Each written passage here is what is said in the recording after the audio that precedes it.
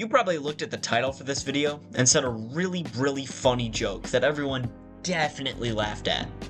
I'm not judging, personally. I'm taking notes. Oh, the weapon category? Yeah, it's okay. Number 6, the rapier. This sword is tied with the basic dagger for the highest crit modifier in the entire game. And unfortunately, due to that attribute, its damage is the lowest out of the thrusting swords. By a whole 2 damage at +0. Yeah, it's not by much, but it still is lower. It is the longer range dagger with the ability to shield poke. That's almost always how I think about it. And this thing is basic. It's the basic thrusting sword with the Astak, and it honestly shows.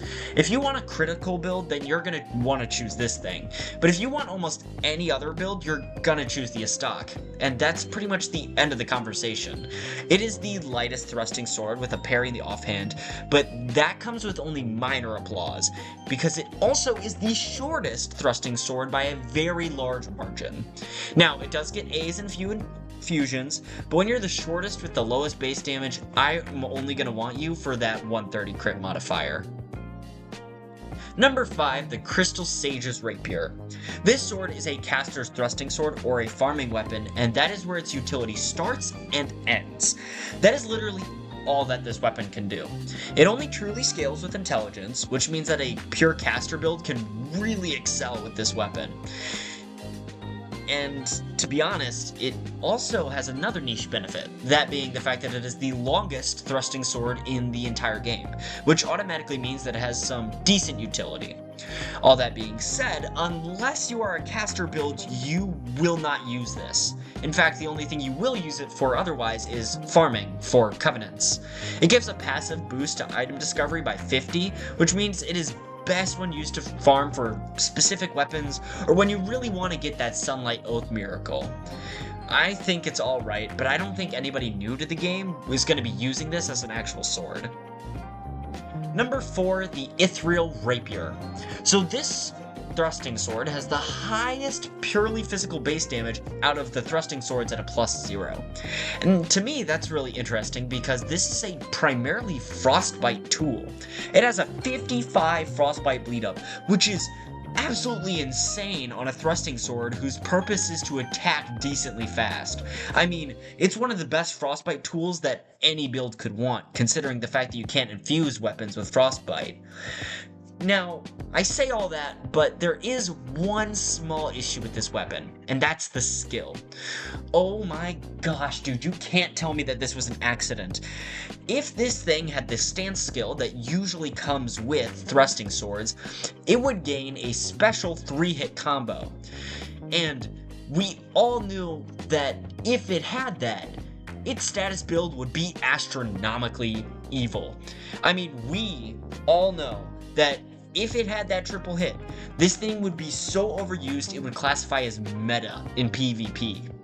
And to be honest, its one downside is that skill, because it literally completely invalidates part of what makes most thrusting swords pretty good. I mean, it's still a good thrusting sword, don't get me wrong, but the skill is unfortunate. And as I mentioned tons of other times, status is kinda dead in PvE, so good luck using it. Number 3, the Astak. This is the basic thrusting sword, period. It gets A's with most infusions, good range and damage, very diverse moveset for a thrusting sword. It can sweep, which means it has really good utility in crowds. Honestly, it's a good thrusting sword on that basis alone. It's a great weapon with no downsides that I can think of, and its main competition being the rapier just boosts it. I mean, seriously.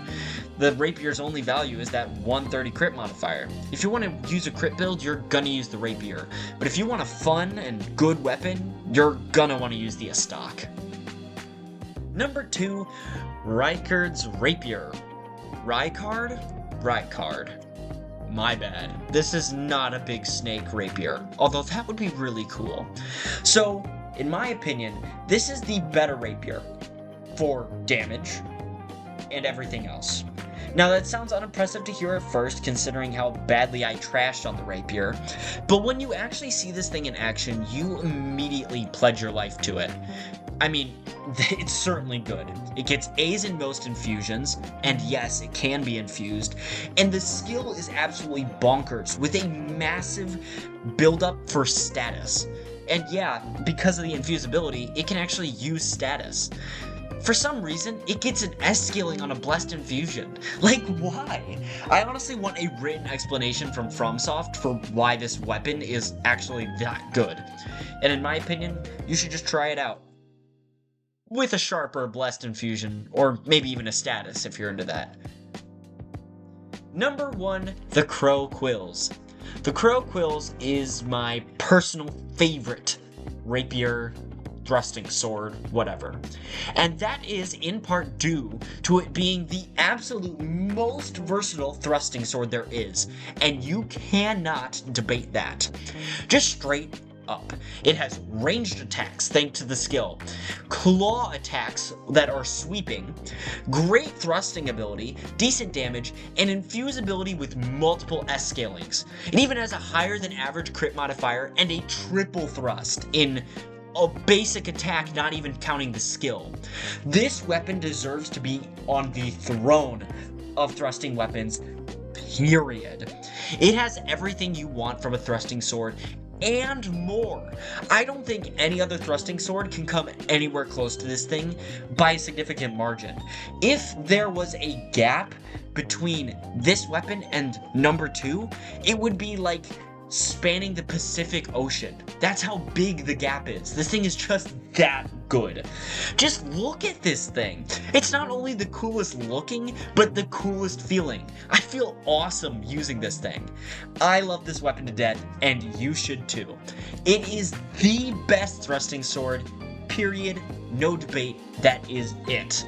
Case closed.